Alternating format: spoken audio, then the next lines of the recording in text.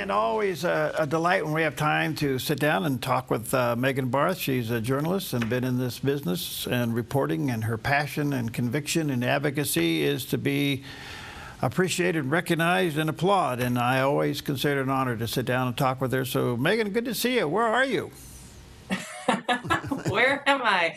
Well, right now I'm in Reno, and then tomorrow I'm headed to Las Vegas. I'm going to be speaking to a group of Republican women down there. They invited me to come and join them and talk about everything that's going on in the world. Good for you. Good to see you. Yeah. Well, your smile Good is to see great. you.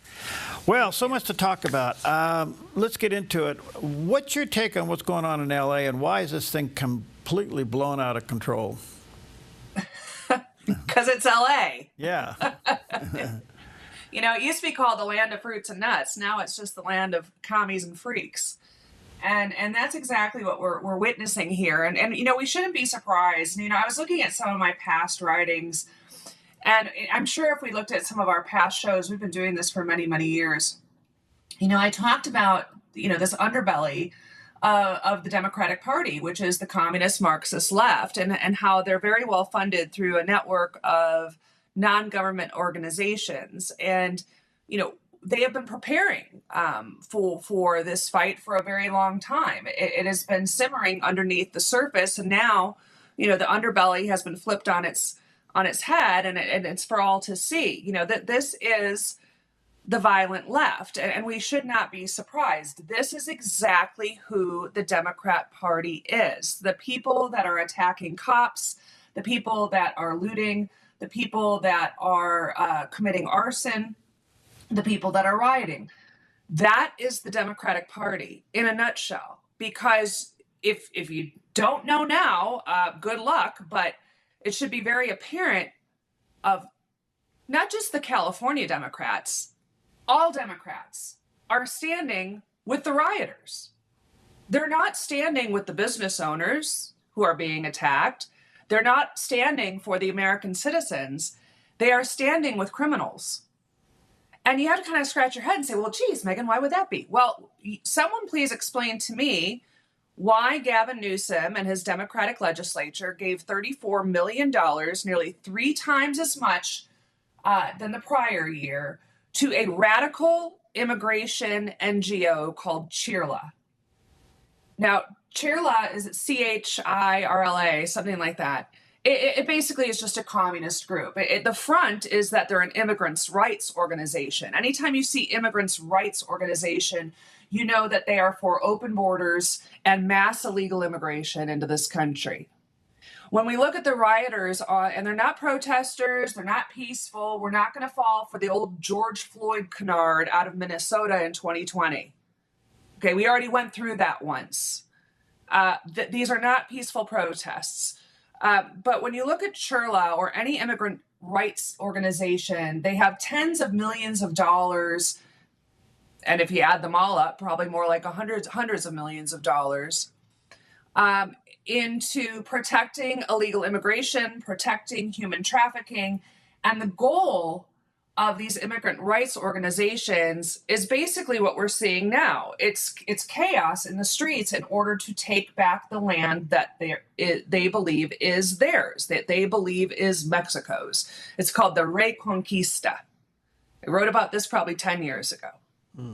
And so, you know, we are seeing now, you know, Karen Bass saying, well, we're a state of immigrants. Well, are you a state of illegal immigrants or legal immigrants? And that's the conflation that the Democrats purposely use. You know, they point to the Statue of Liberty and say, see, we're a nation of immigrants. Well, I can point to history and show that we did not have open borders when the Statue of Liberty was sent over here. Right. You look at Gavin Newsom, and he's, you know, doubling and tripling down. And then you look at Adam Kinzinger, who is supposedly a Republican, but he's a Democrat. He was on the J6 committee. He's from Illinois.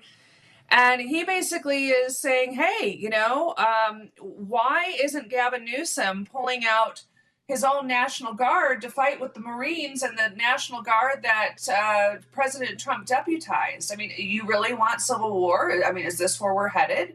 Because you have Adam Kinzinger, who's a seated congressman, you know, calling for military action against the President of the United States.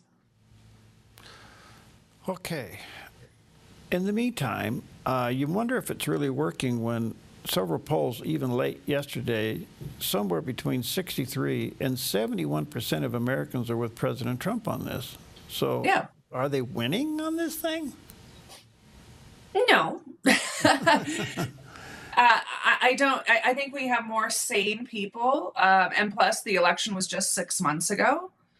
You know, if they're doing this 6 months into the election, imagine what they'll be doing 16 months from now. Violence is a part of the Democratic Party. Illegal immigration is a part of the Democratic Party. Criminality is a part of the Democratic Party. These are all, and this isn't hyperbole. I'm just watching what's been going on for the last week, and of course the last 10 years. But importantly, in the last week, we see who the Democrats are protecting, and it's not the American people. It's not the innocent American people. It's not the law-abiding citizens. They are doubling and tripling down. They imported over 20 million people under Joe Biden. They illegally trafficked 20 million people, or allowed 20 million people to be illegally trafficked. They also aided and abetted the trafficking, the human trafficking. They were complicit in human trafficking. And I've said this on your show before. Joe Biden was one of the largest human traffickers in history. I mean, he gave the cartels the run for the money. So, this is who the Democrats are. And this is going to be a fight for the next 4 years, because they will be relentless unless people start going to jail. And people need to start going to jail. And I don't mean the rioters on the street. I mean elected officials.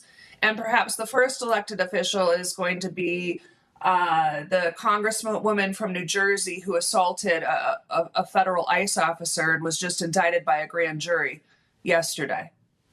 Yeah. So we all thought the fires would have been Governor Newsom and Mayor Bass Waterloo, but here comes these riots, and the governor even lost the court case yesterday. The court said, no, President Trump can continue to bring these people in to fight this nonsense. Is this the Waterloo for Governor Newsom? And what I mean by that is, he's still going to run for something. He's still going to be out there. But will this cost him his political future? That's really hard to say. I lived in California for 20 years. And one of the reasons why I left is I finally understood that the elections were absolutely a sham. The elections in California are an absolute sham. And why do I say this? Well, they count up to like a month after election day. Okay, you have all mail-in balloting. There's no voter ID. They have the most illegal immigrants per capita. It's either Nevada or California, but we're fighting amongst each other to see who has the largest population of illegal invaders in this country. And because of the illegal invasion in this country over decades, quite frankly, and then, of course, you have to consider chain migration, and you have to consider anchor babies. We have over probably 60 million illegal aliens in this country. And so why does that matter? Because it matters because that is how they appropriate congressional seats. They do so through the census. And we count illegal invaders in the census. And so California, if they did not count illegal invaders in the census, they would probably lose, I don't know, a dozen or so seats. So will Gavin Newsom suffer the consequences of his actions? Well, he hasn't yet. Will Karen Bass suffer the consequences of her actions? Well, she hasn't yet.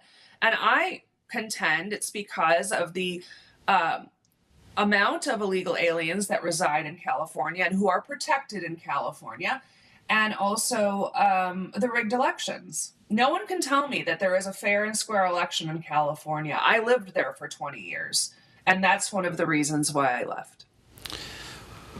Wow. So, in the meantime, I think, where do you think this is going to end up in L.A.? I mean, we got the National Guard there. We got the Marines showing up now. They're trying, there's rumors now that there's going to be more demonstrations between now and June 14th so that the president has robbed the headlines of his military parade in Washington, D.C. I don't know, where do you think this is going? Well, I think it can go one of two ways, and maybe three, but these are just thoughts off the top of my head. So this June 14th, what is that, Saturday, I guess? Well, the No Kings rally, okay, that's what they're calling this, the No Kings protest, it's spearheaded by Randi Weingarten. She's the head of the teachers union. She's head of the NEA. She's the one that's promoting this. And then, of course, you have the SEIU, you have the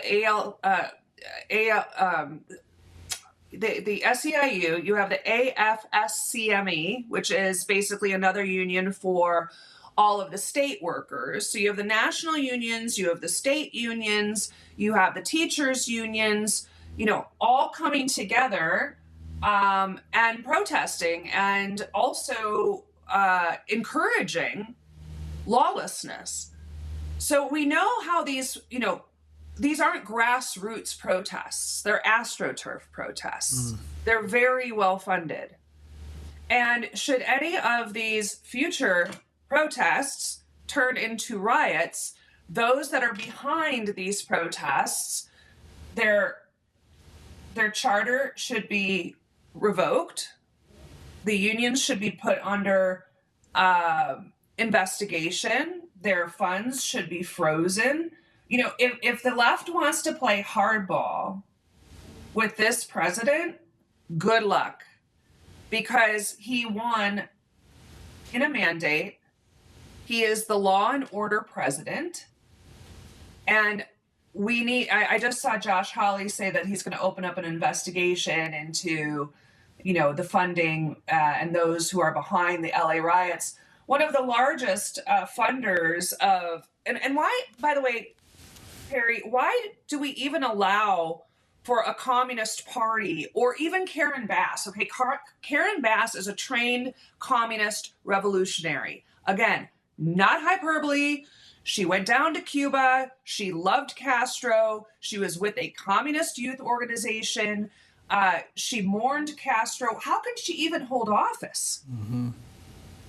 So we have to start dismantling this communist Marxist scourge that has taken a seat within the halls of Congress, within our school system. And how we start doing that is we start dismantling it financially. One of the largest funders of the riots in LA is a CCP operative. We know this. So why haven't those nonprofits' funds been frozen? We have to play hardball with these people because they're not going away. Yeah. And the only way they'll go away is if we freeze their assets. Yeah. All right, let me take a quick break. I got some more things I want to talk to you about. Megan Barth is with us. We'll take a quick time out, and we'll be right back.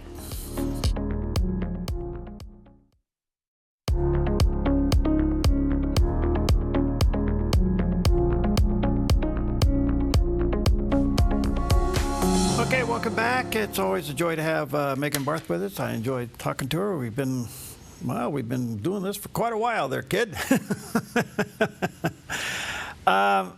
Okay, what's going on with President Trump and Elon Musk?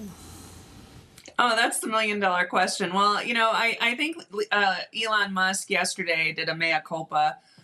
He didn't directly apologize, but he did admit that he was wrong and he overreacted. And he did that, of course, on his platform X. You know, when you have two very large personalities and large egos like that, you know, in one room, and you have the stress of, you know, Elon, I mean, he's running multiple companies. He's saving people in space. You know, and now he was, you know, trying to put this Doge team together, which he did very effectively and very well. And it's still around and it's going to be around with or without Elon. I think honestly he kind of cracked, Yeah. Yeah. he's admitted to using drugs. He's admitted to using drugs. I don't know, of course, that was the case. Maybe he was coming down off a bad trip. I just don't know. I don't do drugs. So, but nonetheless, I think there was just a combination of a lot of things that came to a head. And I tweeted out when that whole kerfuffle was going on, is there an adult in the room? Can someone just pick up the phone? I don't like that the dirty laundry was aired, and I didn't like the barbs that were going back and forth, because I thought that was more damaging than the big beautiful bill that Elon was claiming was the worst thing to happen to this country, which I don't agree with that take. But it could have been different, obviously, but it looks like the amends are being made. Yeah, I think everybody wants them to get together. I mean, the big beautiful bill, the BBB, became the battle between the billionaires. Yeah. And so, which is so interesting to me, because I'm just wondering if the notoriety went to his head. He actually thought he was more powerful than the president. Yeah, it was like a power play, wasn't it? It kind of shook out, and there's no one more powerful than Donald Trump. Elon might be wealthier, but he certainly isn't more powerful, and I think that he realized that a little bit too late. Do you think some of it might have been an attempt to get the Democrats off his back? That's an interesting take. I don't know that he really cared about that so much. Okay. I mean, they did destroy his company there for a while, and his stock is still way down. But you just kind of wonder. I mean, I think it would be kind of cool if the president come out and say, all right, look, we had a beef, we've kissed and made up, and I've decided to keep my Tesla. Yeah, we'll see if the Tesla still remains in the White House. the bright red Tesla. Perhaps, but I think we understand now that you cannot disagree with Democrats. You cannot have an alternate opinion, or they will do everything they can to absolutely sabotage you and destroy your life. So much. But to that, so much for the party of peace. Yeah, but to that point, Megan, I mean, they are a boat without a rudder right now. Who's leading? I mean, the DNC chair, he wants out of there. The vice chair kind of stuck his nose in it. Who's leading? Yeah, that's the $1 million question. I mean, I'm hoping it's AOC. Please. Between AOC and Gavin Newsom, I really don't know who their bench is, and I've said this for when Trump was elected. Who on the bench is going to carry the Democrat torch? And it seems like they've obviously doubled and tripled down on the most unpopular issues to the American people. All these 80-20 issues, they're siding with the 20%. Well, good luck, winning another election. But they've really, communists and Marxists are ideologues, right? They're not realists. Mm-hmm. But we all live in reality. And now that they have adopted basically the entire Communist Manifesto as their platform, good luck selling that to the average American person. And when you side with criminals, and you side with illegal aliens, and when you side with, open border fanatics, and when you side with rioters, that might work in certain blue areas of the country, but it's not going to work with the electorate. Okay. Does California survive this nonsense? California has survived many things, even me living there. And I mean, if there's ever a time for Ronald Reagan to come back on the scene, now's it. Yeah, and I don't know, quite frankly, when you look at California, and I feel really sorry. I have plenty of friends still left in California, but you could never pay. I wouldn't take $1 million to live there again. You couldn't pay me to live there. When you look at the state, I mean, most of the state is red. And then you have 2 areas that are kind of encroaching into 3 areas. And that would be, San Francisco, LA, and then San Diego's getting a little purple. And even Orange County, which used to be the GOP ATM, and that's getting a little bit purple. I think If there ever was a time for change, it would be now. But like I said, with the elections a complete sham, the Democrats will do everything to hold on to their power, and we can see that. They will literally resort to protecting and harboring criminals at the expense of the safety of their own citizens and constituency to hold power. Okay. One other little question about California. Do you think Senator Adam Schiff survives? And the reason I bring that up, I mean, there's two people that it seems to be pretty much, I don't like this term, but it's the only one I can come up with at the moment, but in the crosshairs of the Trump administration, it would be Fauci and Schiff. And you kind of wonder, are they just waiting? He obviously has lied. He's been given the immunity, but maybe the immunity could be overturned because of the auto pin. I don't know. But do you think Adam Schiff survives long term? Well, like I said earlier in the show, people need to start going to jail. Yeah. You know, what we watched was, and what we continue to watch, are criminals amongst us that hold an enormous amount of power, that have lived off the government and enriched themselves somehow, became millionaires off the government. I think once we start, you know, indicting people for lying to Congress, that's a crime, you know, mm-hmm. Embezzling money.